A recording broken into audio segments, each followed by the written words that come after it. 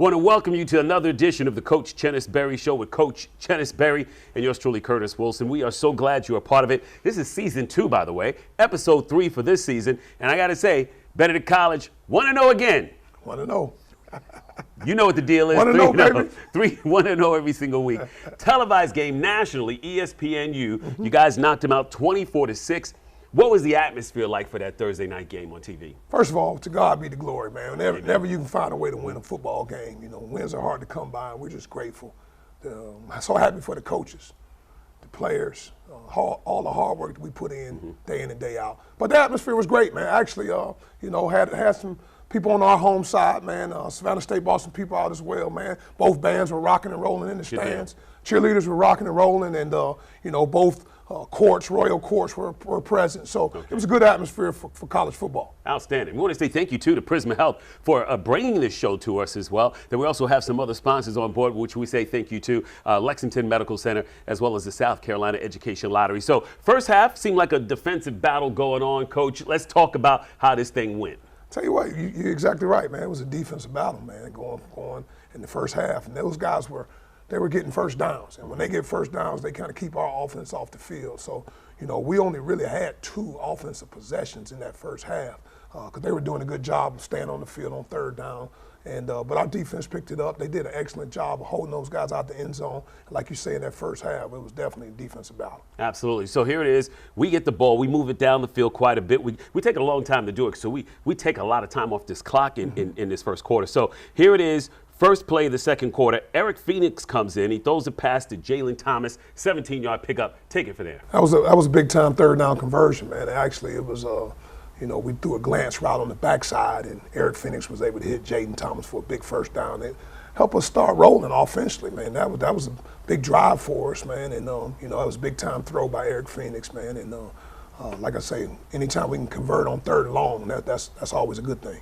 So here it is, Coach, deep into this second quarter in the first half, still 0-0, but we put our running game into play. Oh, we got 2 great backs, man, with Zaire Scotland and DeAndre Duhart, man. Those guys were pounding that rock, man. And, I call them Thunder and Lightning, man. So when Thunder and Lightning get to rolling, man, we like our chances. But we were moving the ball. We were driving the ball down the field.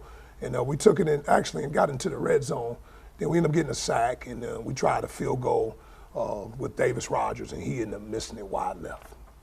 So here it is in this first half. It's a struggle to get into the end zone. We're talking about punts from the Benedict, punts from Savannah State, but there's a bright note. Jared Eubanks, this guy, 56-yard punt, that's pretty good. That's a beauty. Man, we always talk about battlefield position, and Jared Eubanks, we're blessed to have him, man. He was able to flip the field. I mean, he nailed one. I'm talking about this guy's big time, man, and for him to be able to flip the field and hit a 58-yard punt, man, that was huge for us. And now it puts our defensive position where they have them backed up. Now we got an opportunity to keep them backed up and, again, try to win the battlefield position. And with the battle of the punts, there's one where Savannah State gets a 68-yard return. They're on the 20-yard line of Benedict. 5 seconds left on the clock in this first half. We talk about the ebb and flow of the game of football. We didn't fit the punt right. Eubanks, again, hit a great punt. And we talk about also the word effort. We preach effort, and we can't lose the effort battle. And Eubanks on this play, although he punted the ball, he was able to have great effort because they were on their way. And he was able to stop them before they got in the end zone. Now they have an opportunity. It's about 5 seconds left in the first half, and they kicked the field goal, and they end up missing it. Our defense did a good job of rushing the field goal, and now we go into halftime, 0-0. And that's pretty much how this first half ends. 0-0. It seems like a battle of the offenses, battle of the defenses. Nobody's able to get into this end zone. How are you feeling, and what adjustments you think you need to make? At this point, man, we want to get at the half and just make our adjustments, man. The guys were playing hard. Ultimately, at the end of the day, we just couldn't put it in the box. And like I say, offensively, we had two drives in the first half. I believe we did end up getting a third drive, but, it was a short-lived drive. But, I was still encouraged. All right, I was still encouraged about how we were playing. Defense still playing some good ball. It's 0-0 at the half. Whether we're up or we're down, we're always talking about it's 0-0 anyway. So just wanted to recruit the guys, got with the coaches, made some adjustments, got with our players, made some adjustments, and we came out in that second half ready to play. And we knew at halftime, after halftime, we were going to be getting the ball. So I just try to encourage the offense. We're going to get the ball first. Let's take the drive down the field, and let's try to get a touchdown on the board. You know, it's almost like a game of chess between the two coaches, you know, and trying to make a move to see who's going to make that mistake. Because, you know, in this first half, like you said, a lot of putting, but that defense held up on both sides of the ball. So here it is. We're going to the half. It's 0-0. And still to come, of course, we got the coach's spotlight. We also have the play of the game. And we want to say thank you to Prisma Health, being, of course, the title sponsor of the Chennis Berry Show. We have more of it coming up for the second half next. Prisma Health keeps South Carolina hearts beating strong. As the largest cardiovascular provider in the state and home to the only freestanding heart hospital dedicated to the prevention, diagnosis, and treatment of heart disease, we provide the heart care you need. With more innovative treatments like LVAD, more specialists, and more locations closer to you, we're doing even more to help you be your healthiest you. Prisma Health, the heart and vascular experts. It is the Coach Chennis Berry Show, all things Benedict College Tigers, baby. I want to say thank you to Prisma Health as well for doing what they do. So we're going to kick it into the second half. What happens is Benedict gets the ball first, and then you guys put it in Phoenix's hand. He gives it to Reginald Harton, who gets a 43-yard gain. Take it from there, because now it's 4th down and 1. Look, man, at halftime I told the guys, we're getting the ball first. Let's get the mindset, we got to get points on the board. So I told the guys, I tried to encourage them, hey, look, after halftime, the very first down we get after we're moving the ball, we're going to take a shot vertically. And we have a young man by the name of Reginald Harton. He's a transfer from Florida State University. He's from Jacksonville, Florida. And we know that he can take the cover off the roof. He can run with the best of them. So, you know, very first down we got, we were able to go a play action pass, and we threw it to Reginald Harton on a big-time gain that was able to really spark us offensively. So after all that, Coach, you guys get the ball down to the 23-yard line because it stalls. What you do? Well, we called on our freshman kicker. You know, our starter had, you know, missed a couple and, you know, through the season, and he had missed one wide left in the first half. So we wanted to give another kid an opportunity. And we talk in this program about stay ready so you don't have to get ready. And we were able to let John Diaz, our freshman kicker from Metropolitan Atlanta, Georgia, get an opportunity. And he took advantage of his opportunity. So he was able to nail a 37-yard field goal to put us on the board, to get us going, all right, and put the first points on the board for the day. So again, much love to our freshman kicker, John Diaz. All right, so Savannah State gets the ball, right? Here it is, 3rd and 8. Lupe Denales. This guy, fire. That's all I'll say about that. What does he do, Coach? Big Lou, man. Lubert is a bad man. I'm glad he's on our team. It's hard to block him. I mean, he just had a monstrous game again, man, but he was able to get a strip sack, man, and able to recover the strip sack and gave us the ball in great field position where give our offense opportunity to score a touchdown.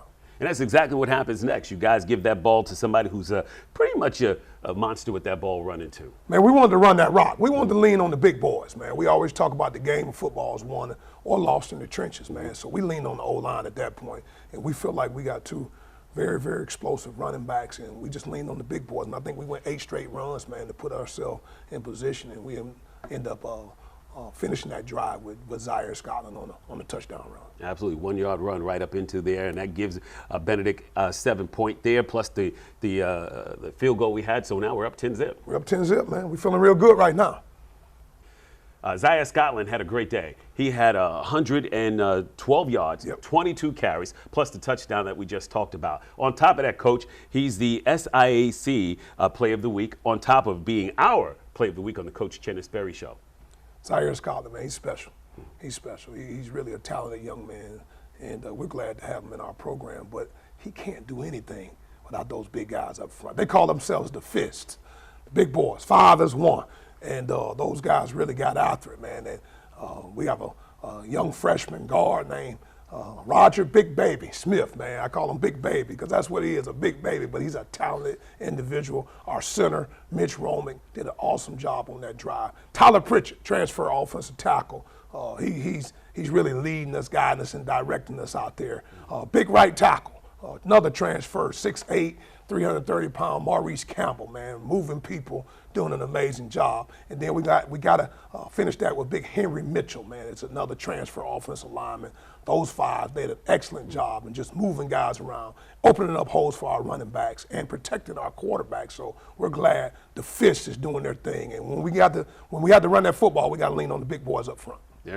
And with that being said, Coach, we got to say congratulations again to Zaire Scotland, who was our Prisma Health Player of the Week. Not only that, he is the SIAC Player of the Week as well. So big ups to this guy for doing what he did on that field. Talented young man. Glad he's in our program, man. All right, so late into the third quarter, Savannah State gets the ball. They go ahead and score, but still, Benedict College still on top with about 12-18 left in this game. Well, they got a touchdown, and I tell our guys never quit, man. Every play go full speed, and we were able to block their extra point.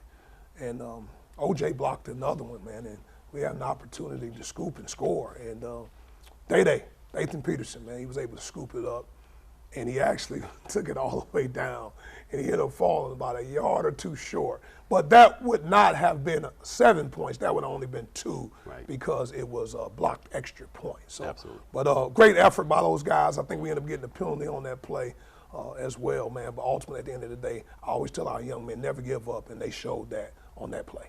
So we're into the fourth quarter, score is 10-6. You know, and so far this game, it hadn't been that explosive offense that Benedict College has, but I think you guys are about ready to turn things on. Yeah, we turned it on at this point.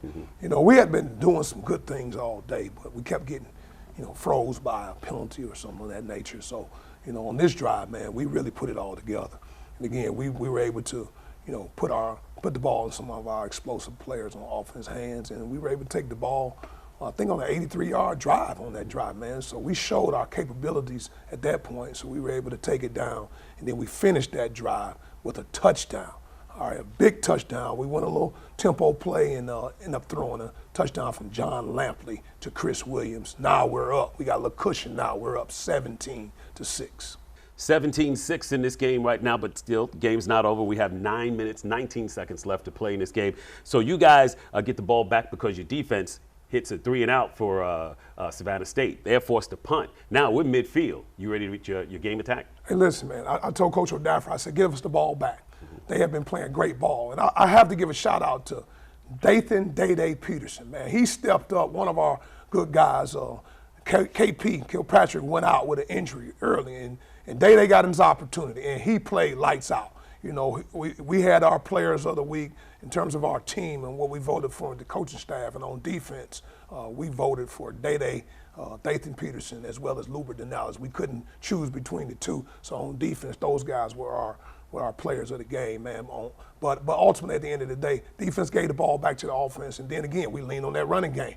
And then we were able to finish that drive with a big run off tackle to Deandra Duhart. Now we have a really big cushion. We're up 24-6.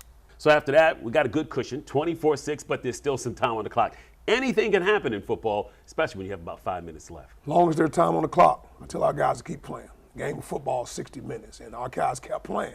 And I have to give shout out again to Dathan Peterson. He was able to finish it up with an interception to really help us seal that football game with the win. There it is, the final score, 24-6. Benedict College wins in its TV debut for this season on ESPNU. If you were there, you were part of all that excitement. If you watch it on TV, I'm sure you were rooting. Go Tigers! Go Tigers! That's what happens when we play. All right, so coming back, we're going to have our assistant coach spotlight. We'll also get into our player spotlight as well. We'll do all of that stuff coming up in just a little bit. We want to say thank you to Prisma Health as well for being the spotlight title of the Coach Chennis Berry Show. Get your water, get your juice, whatever it is, but come back because we still have some more action left for you. It is the Coach Chennis Berry Show. At Lexington Medical Center, we want you to lead a long and healthy life, and we're here to help you do just that. Our experienced team of healthcare professionals wants nothing more than to help make you well again. Take good care of yourself, and remember, we're here for you whenever you need us. If you don't already have a doctor or you're looking for a new one, choose from more than 70 physician practices at Lexington Medical Center. We wish you a lifetime of good health and happiness. Be well. Time now for the Lexington Medical Center Coach of the Week. We got Coach Saxton, Kevin Saxton. Thanks so much for joining me. Absolutely. Thanks for having me. Co-offensive coordinator. Yes. Also the QB coach. Yes. You, matter of fact, you played a little quarterback in your day, didn't you? I did way back in the day. No, not that long ago, a few years ago. Yeah, because you look pretty young.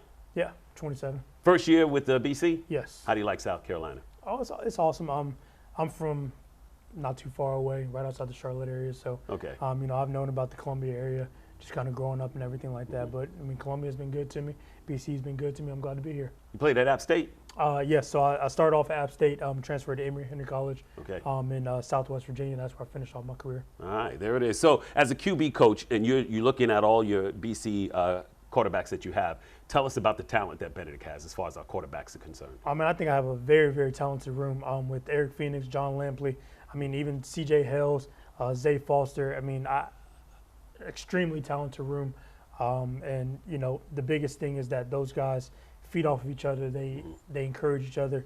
You know, so, you know, again, I can't complain about the talent that I have in that room. Right. You know, and being a quarterback, that's like one of the most important position on the field when you talk about the QB, because they have to run these plays. They got to read the defense. There's so many different things going on at the same time. And tell me what is that quarterback feeling when they get out of that huddle and they see the lineup?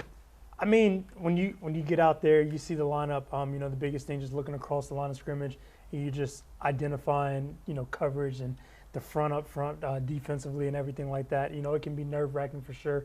But, you know, I think the more comfortable that you are with what you're doing, that slows the game down. You're able to play a lot faster. You know, and I think that's where a lot of quarterbacks struggle, is because there's so much that's going on in their minds each and every play. They're not able to be comfortable and, you know, really lead the offense and do what they're supposed to do as a quarterback. Yeah, because you got a lot of armchair quarterbacks who are sitting in the stands or sitting at home and like, oh, what do you do? They don't understand. When you're down there, that's a lot of pressure. Oh, yeah. Which of course, you guys go through the drills and the routines all the time to get them comfortable. Look at the first read, the second read, or whatever, so that therefore they can make the play happen. Oh, yeah. And I mean, the quarterback position, truthfully, it's 95% mental. Okay. I mean, it's if you know what you're doing mentally, again, you're going to be more comfortable. So you'll be able to, you know, do the little things that you need to do. I mean, again, you're there for a reason. So we know you can make the throw. It's a matter of, are you going to put us in the best situation, the best position to be able to show off your talent, you know, your arm talent, your legs, whatever the case may be. Yeah. Kevin, let me ask you, what was your longest throw, man? I mean, like, you know. In the air or just recorded? Give me both. I'm putting you on the spot. Oh, man. I think I've thrown in the air a 65-yard post route to my guy AJ Hampton, he's a GA at Virginia Tech now. Okay. And then that's pretty good though. Yeah, that's pretty good. And we planned for that. We knew we were going against, so we'll play action pass and just he could fly. Yeah. So just put it out there for him. But I think my longest, just in general, probably 80-something yards. I mean, mainly the receiver making the catch and turning into a long play. Mine was about 89, but we didn't have cameras or video. Plus, nobody else was there. So it's just my Coach, hey, you do some great media work too, like your social media stuff. Your skills are off the charts, I'm hearing. Yeah. I mean, modest guy right here. When you follow Benedict College online football, you'll see a lot of his work on there as well, which is great stuff, man. Yeah. Coach, keep doing what you're doing. I appreciate it. Thank you for having me. Want to know every week. Want to know every week. That's the mission. I know right now. That's these guys right here. Appreciate you, man. Absolutely. Thank you, Austin. Lexington Medical Center. This is the Coach Spotlight right now. This is no sleepy-headed, moving in reverse kind of state. We're home to barrier-breaking humans who took $7 billion and invested it in microchips, potato chips, nope, education. This investment, it builds jobs and more jobs where people create things like flying, not that. Who does all this? Forward-thinking pilgrims of change, like you. South Carolina. Now that's smart. Welcome back to the Coach Chennis Berry Show. All things Benedict College. Matter of fact, it is now time for the South Carolina Education Lottery Spotlight Player. It is Zaire Scotland. My money, how you living? Good. Thanks for having me. I like the shirt. Thank you, sir. Need Thank one you, of sir. those. Yes, I sir. told him give me crayons so I can write Benedict up here. Maybe one day. One day. My man, listen, you had a heck of a game Thursday. Yes, sir. Not only that, what was it, 111 yards on 22 carries. But you do this is every day for you anyway. Yes, sir. Try to make it every day. Just another game. Yes, sir. Yes, sir. Was this also too for high school when you played Wahala? Yes, sir. I was a very prominent piece of my offense in high school, and so it was made a point to get the ball in my hand, and I like the fact that Coach Berry's trying to do that here with me because I believe I'm a difference maker with the ball in my hand. So yes, sir. A difference maker with the ball. See, I like that. That's awesome. Not only, see, that's why they call you Lightning. Lightning, yes, see, sir. I know that stuff. You got Thunder. Who's Thunder? Thunder is my running mate, and DeAndre Duhart, he's also a freshman here. Okay, Thunder and Lightning. You got to come watch these guys play. Yes, sir. It's exciting to check them out. Now, I played running back when I was in high school. I was a running back as well. And guys always talk noise on the field. Yes, sir. You know, whether it's high school or college or whatever. What's some of the things people say to you? Can you say it? A lot of the times it's just like they don't really believe that I'm as good as the hype around me may suggest, but that's one of the fun things about playing football is that you don't have to really talk.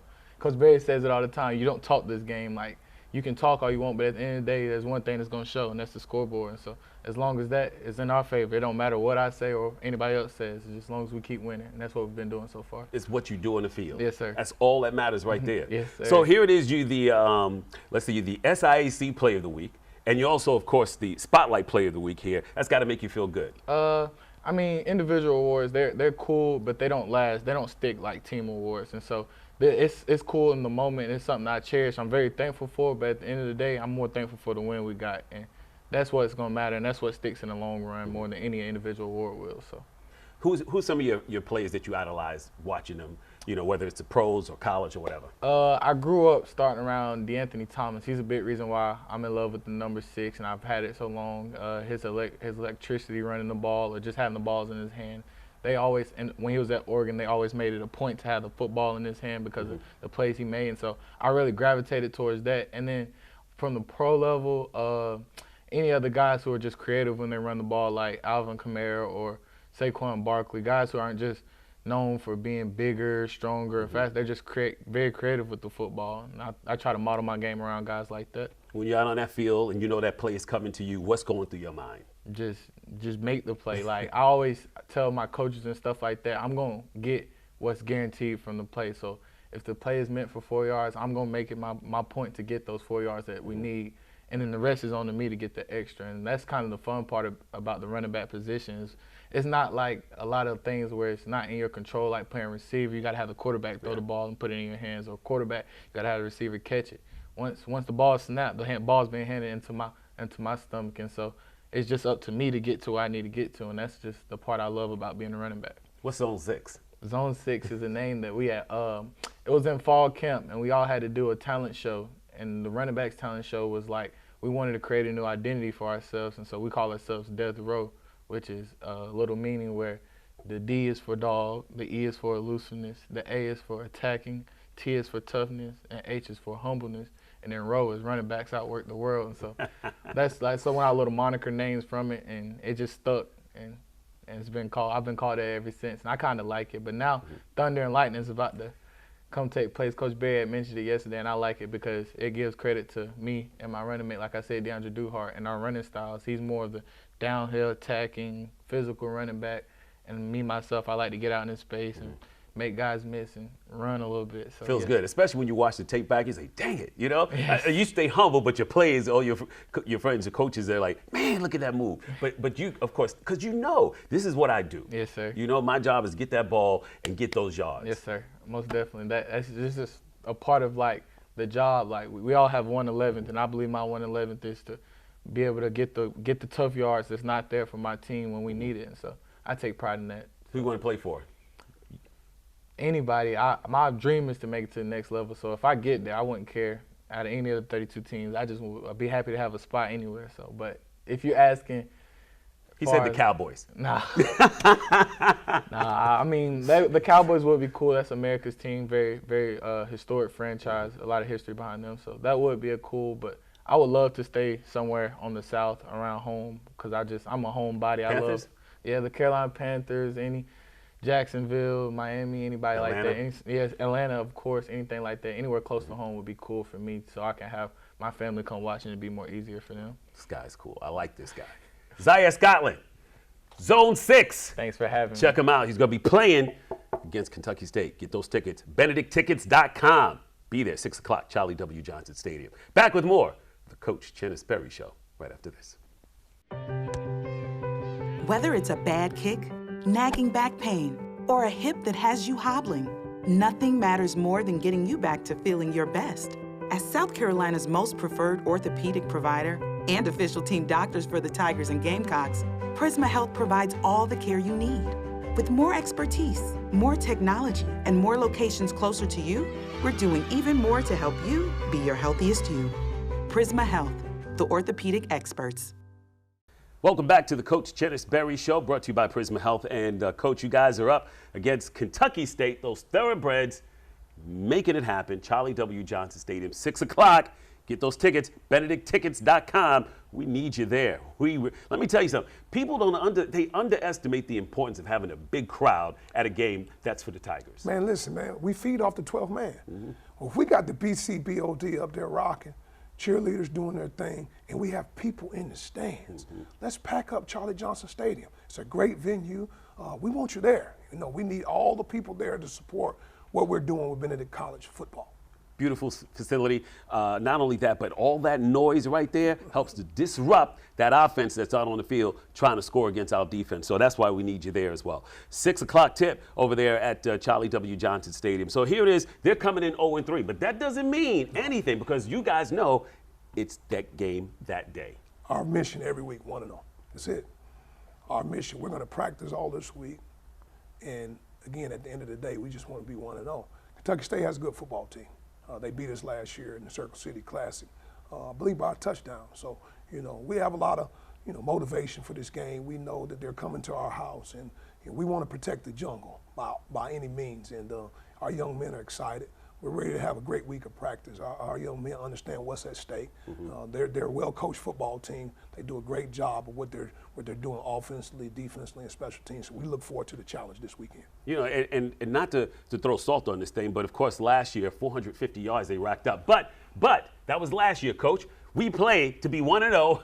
Every single season. Had to mention that. You got to make these guys, they got to get tough. They want to know what happened last time. Let's not let that happen in our jungle. Well, our defense, they're fired up. They have a good plan in place, and our young men are chopping at the bit to be able to get ready for another SIC opponent. In our mind, every day, every week matters. And again, at the end of the day, we just want to be 1-0, man, find a way to win another SIC contest. There it is, and each game is a well-fought game by our Tigers, and it's because of support from you guys for being there to help them know that you're supporting them and you're with them all the way, all right? So, okay, 6 o'clock, Charlie W. Johnson Stadium is the kickoff time. You're going to have, like you said, the Band of Distinction is going to be there, and they're always rocking. Always rocking. They rock the house. Great entertainment at the half, and then, of course, a great game on the field, too. So, Kentucky State taking on our Benedict College Tigers. We're going to see you, right? BenedictTickets.com. That's how you get those tickets. Make it happen. Coach, another great show. My man. Another great time hanging with you, too. Oh, yeah, enjoy it, man. Thank all the you. time. Prisma Health, we appreciate you, as well as Lexington Medical Center and South Carolina Education Lottery for helping us put together this show. We appreciate you, and we also appreciate you guys for watching, too. We'll see you next time. Go Tigers. There it is.